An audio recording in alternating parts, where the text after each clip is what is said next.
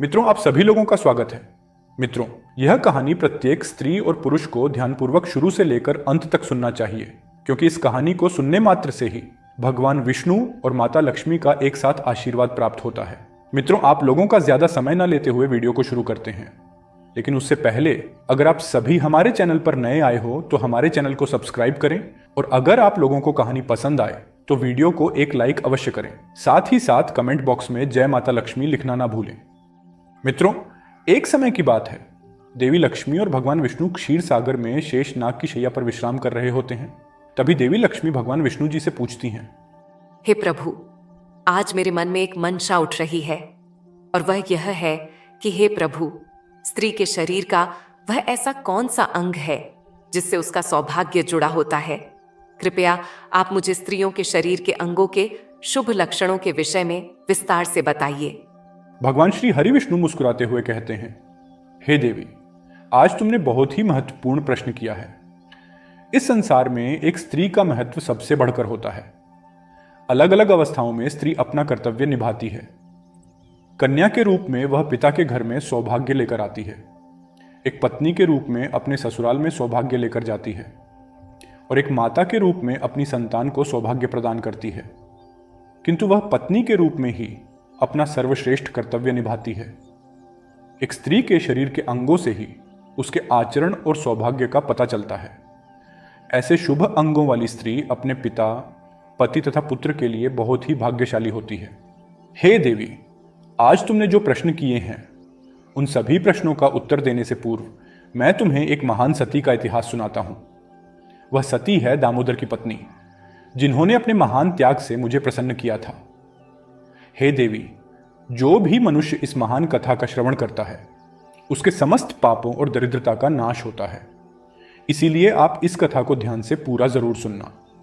देवी लक्ष्मी कहती हैं, हे प्रभु, आप मुझे उस महान सती की कथा अवश्य सुनाइए। मैं इस कथा को ध्यानपूर्वक सुनूंगी। भगवान विष्णु कहते हैं, हे देवी, पूर्व काल की बात है। कांची नगर में भक्त दामोदर दास और उनकी पत्नी निवास करते थे। उनके घर में उन दोनों के अलावा अन्य कोई नहीं था।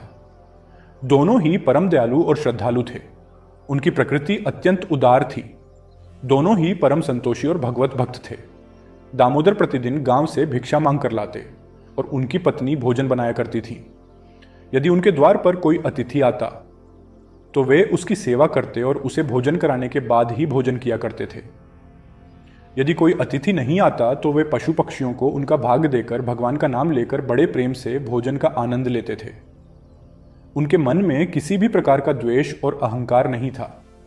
उन्हें भिक्षा में जो कुछ भी मिल जाता, उसी से वे दोनों संतुष्ट रहते थे। अधिक की कामना भी नहीं करते थे। यदि उन्हें भिक्षा भी नहीं मिलती तो भी वे ईश्वर का धन्यवाद करते हुए शांति से जल पीकर सो जाया करते थे।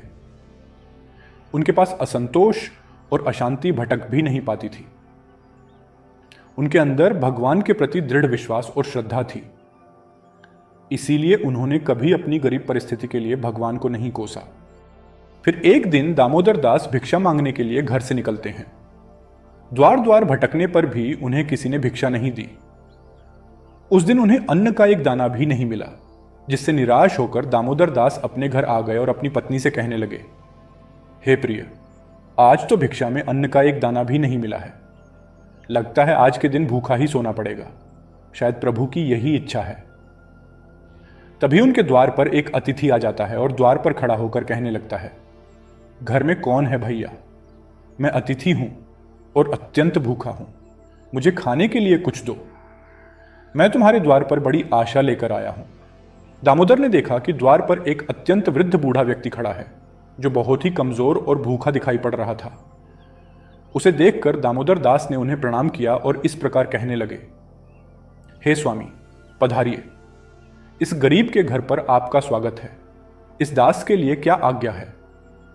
फिर उस बूढ़े साधु ने कहा, हे विप्र, मैंने सुना है कि तुम अतिथि का बड़े आदर के साथ स्वागत करते हो तथा उन्हें भोजन प्रदान करते हो। तुम्हारे द्वार से कोई भी प्राणी लौटकर नहीं जाता, इसीलिए मैं तुम्हारे द्वार पर आया हूं। तुम भगवान विष्णु के बड़े भक्त हो, इसीलिए मुझे विश्वास है कि तुम मुझे खाने के लिए कुछ न कुछ अवश्य दोगे। इसीलिए मैं मुट्ठी भर अन्न पाने के लिए तुम्हारे द्वार पर आया हूं। कृपा करके मेरी भूख मिटाओ। मैं भूख से अत्यंत व्याकुल हूं।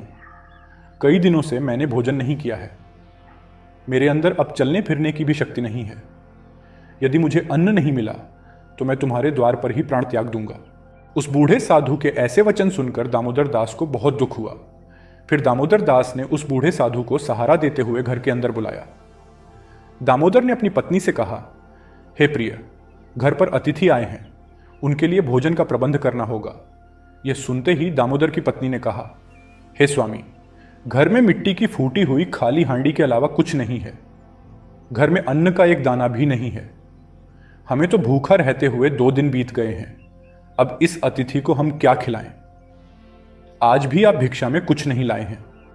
दामोदर कहने लगे, हे प्रिय, यह बूढ़े साधु अत्यंत भूखे हैं और चलने में असमर्थ हैं। ये सौभाग्य से हमारे घर पर पधारे हैं। यदि हम अपने घर पर आए अतिथि की सेवा नहीं करेंगे तो हमें महापाप लगेगा। अतिथि को हम घर से भूखा नहीं भेज सकते। दामोदर की पत्नी मन ही मन भगवान से प्रार्थना करते हुए कहने लगी, हे गोविंद, इतनी कठोर परीक्षा क्यों ले रहे हैं?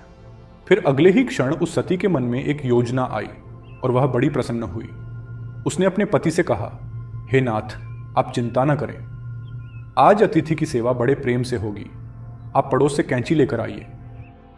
यह बात सुनकर दामोदर को आश्चर्य हुआ और वे तुरंत ही दौड़ कर गए और पड़ोस से एक कैंची लेकर आ गए और कहने लगे, हे प्रिय, यह लो कैंची।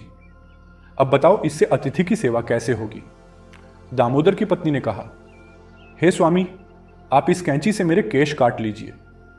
यह बात सुनते ही दामोदर अचानक चौंक गए और कहने लगे, हे देवी, स्त्री के केश ही उसके सबसे बड़े आभूषण होते हैं। केश के बिना स्त्री का सौभाग्य और चरित्र भी नष्ट हो जाता है। स्त्री के लंबे केश ही उसकी सुंदरता के प्रतीक होते हैं। मैं यह पाप नहीं कर सकता।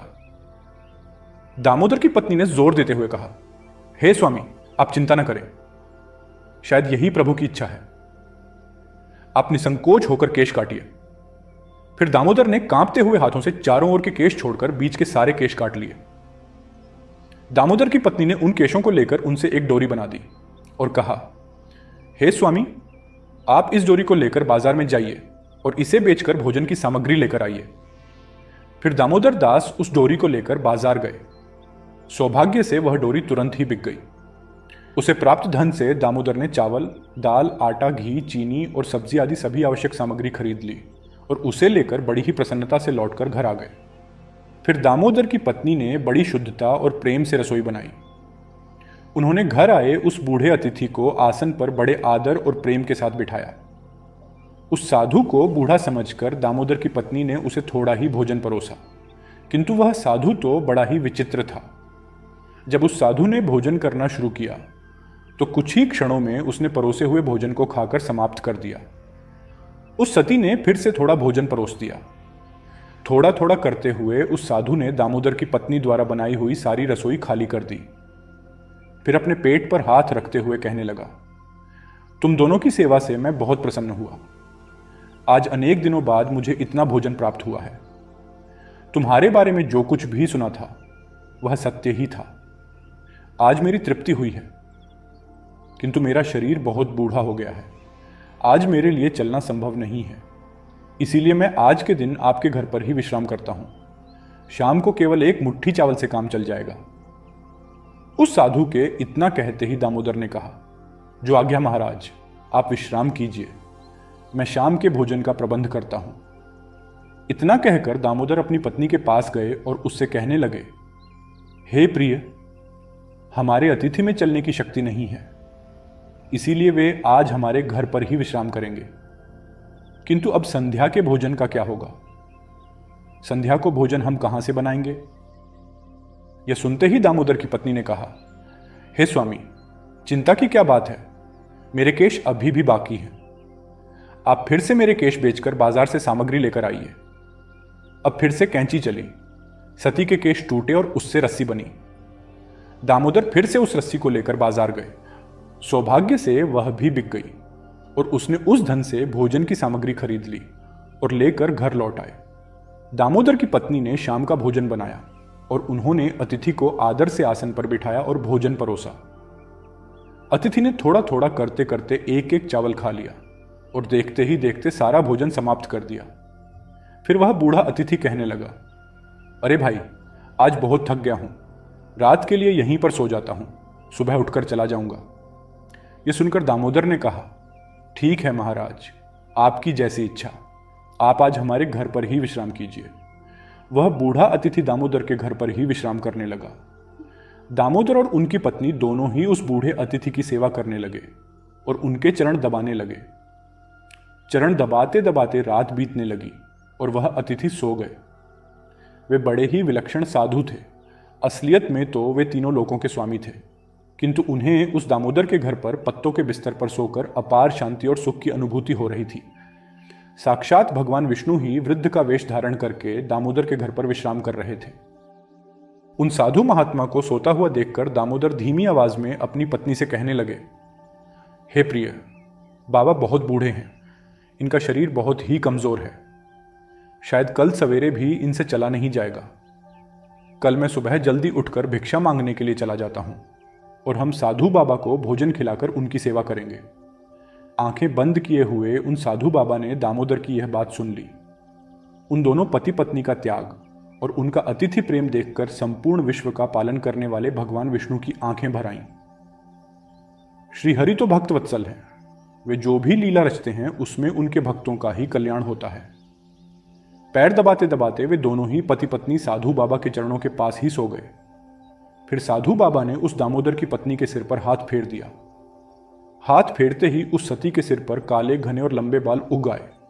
फिर उन्होंने दामोदर के शरीर पर हाथ फेर दिया, जिससे दामोदर स्वस्थ और अत्यंत पवित्र हो गए। भगवान ने दामोदर की झोपड़ी में दृष्टि घुमाई तो वह उसी क्षण एक विशाल महल में बदल गई। उस महल में अनंत रत्न, सुवर्ण, माणिक, मोती एकत्रित हो गए। फिर भगवान बोले, हे सती, तुम्हारी भक्ति और समर्पण से मैं अत्यंत प्रसन्न हूं। आजीवन तुम दोनों अपनी साधना पूरी करके वैकुंठ लोक जाओगे। मैं छाया की तरह सदैव तुम दोनों के साथ रहूंगा। इतना कहकर भगवान विष्णु उस स्थान से अंतर्ध्यान हो गए।